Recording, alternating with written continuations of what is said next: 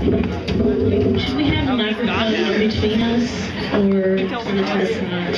You know, I think the proper Southern thing to do is to share, but for the sake of contiguity and, you know, equal between us, I think maybe we should just speak aloud.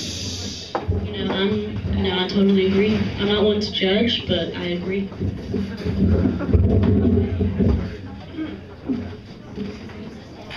Please do. Yes, thank you.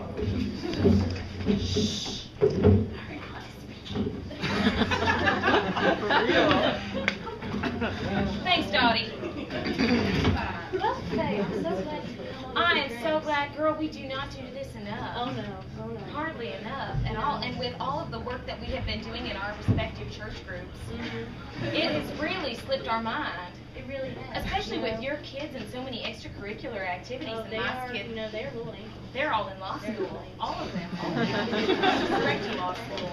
Very wonderful. You know, Faye, I have a bonus for you. I'm not usually one to judge, but I was at the church potluck, on Sunday, and Margie, she got a casserole. Margie brought it back to We'll pass it around. I can't do this with one hand. It's all about helping. It's all about helping. Good Christian help. Oh, you were telling me about that potluck that you attended. Well, Margie brought a casserole, and that casserole, it was a little familiar. You know why? No, I don't know why. Because it was my recipe. She stole my recipe. And, it put me out a little bit. It put me out a little bit because, Margie took my recipe book, 3 years ago, and she hasn't given it back. And you know what? I'm not one to judge, but that casserole weren't half as good as mine. They weren't half as good. You know, Dottie, I've heard a lot about casserole theft from a bunch of the ladies in our book circle. It really is. It's a situation we'll need to deal with. Have you addressed these problems with her? Well, I don't want to get ahead of myself, but I think it would not be beyond my proper recourse to shank her in her lap, with her very rusty machete. Honestly, Dottie, I'm not one to advocate for wanton violence, but if that bitch stole your recipe, then really, it's your own. As a God-fearing woman and a civic-minded individual, I'm just telling you what I think. I think that this bitch deserves a bit of comeuppance. That is so right. Speaking of comeuppance, I recently, new neighbors. I just got new neighbors, actually. And they're fine, delightful people. I brought over a hot dish. I served them.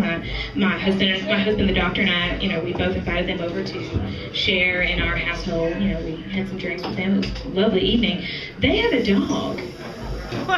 And I don't know if you've ever had a neighbor that has a dog, but they are just villainous little creatures.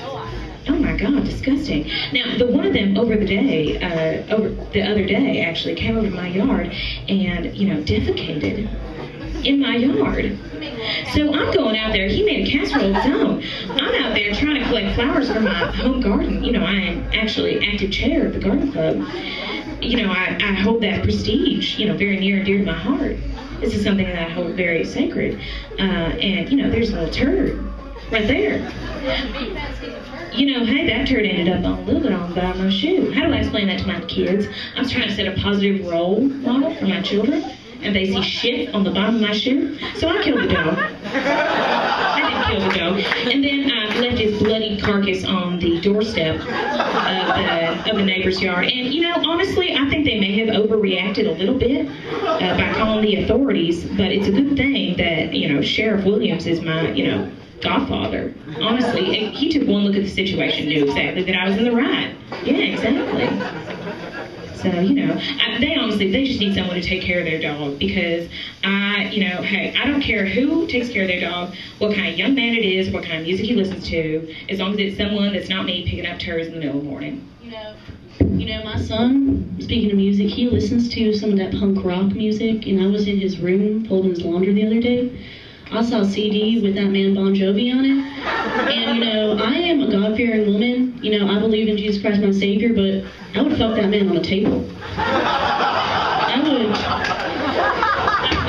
I'll tell you what, Jody, I've been in a couple of rooms that haven't had any tables. I would bring a table into that room so I could fuck that man on the table. Oh yeah. You know, he can fill out a pair of jeans. You know, I would take him to our recreation room in our basement. You know, that nice one that just got remodeled. You know, I would fuck him on the air hockey table. I would fuck him on the pool table. I would fuck him on, you know, our deck chairs, as structurally unsound as they may be. I would fuck him in the earth of my family's house, the dinner table. I would take him downstairs. I would fuck him on our hot tub table, which is that, you know, of course, that tarp that you put over the hot tub. That counts as a table. It does count as a table. I would fuck him at table tennis. I would stop the game. I would resume fucking him on the table tennis. I would take a table that wasn't really a table, more of just a plank. So legs are not a prerequisite of a fucking. Of course not, no. And then I would just fuck him on the plank of wood. That sounds. Some splinters, some whatever. You know, my little Beth down there is getting a little moist just thinking about it.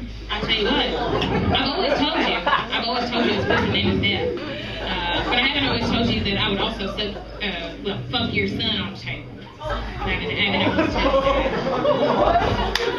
It's a bit non sequitur, I'll admit. I just think it's time to get it out there. I mean, we're having big dreams. We don't know when the next time we're going to get socializing. You know, my son had that new babysitter, Martina, and you know, you've seen Martina. She's developed. You know, she has some development. Let me tell you something about Martina. She does not hide that she is developed. She does not hide. You know, I would even venture to say that she flaunts it. I was not raised. And you know, my son is an impressionable young boy. You know, he is only 17. And such a tender age. Such a tender age. Such ages that and you know, when I saw them gyrating on top of, you know, the floor, it put me out a little bit. You know? Were they engaging in intercourse? They were indeed engaging in intercourse. And you know, that's why I thought it was not beyond, you know, my prerogative to put arsenic in her mac and cheese. Definitely not. Donnie, if she is infiltrating your son's realm of naivete, then it is yours. She is. You know, I would venture to say she's a stone cold bitch. Most definitely. Most definitely. I'm just glad that you got to her before I did. Yeah. Because honestly, there is a little slut named Susie that moved in next door to me, and I've been dealing with this struggle on a daily basis. Mm-hmm. Sister, I understand. You know, she had the same problem. She had the same problem with development. Mm-hmm. And she has those big old developments. All up on her You know, I was raised to be a modest woman. Yes, you were. I was raised civic-minded. Civic-minded and God-fearing. Yep. Those are two principles that I live and operate by, and I've seen the way that this Susie looks at people, and I think it is wrong. It is so wrong. I've seen the way she picks up her newspaper. Now, Donnie, when you pick up the newspaper, are you naked? You know, I can honestly say that I've never been naked. I've never been naked. Well, picking up a newspaper. I have not never been naked and picked up a paper. Well, that's why I also killed her. Yeah. Yeah. So that was an unfortunate bus accident. A totally unrelated bus that went off the cliff.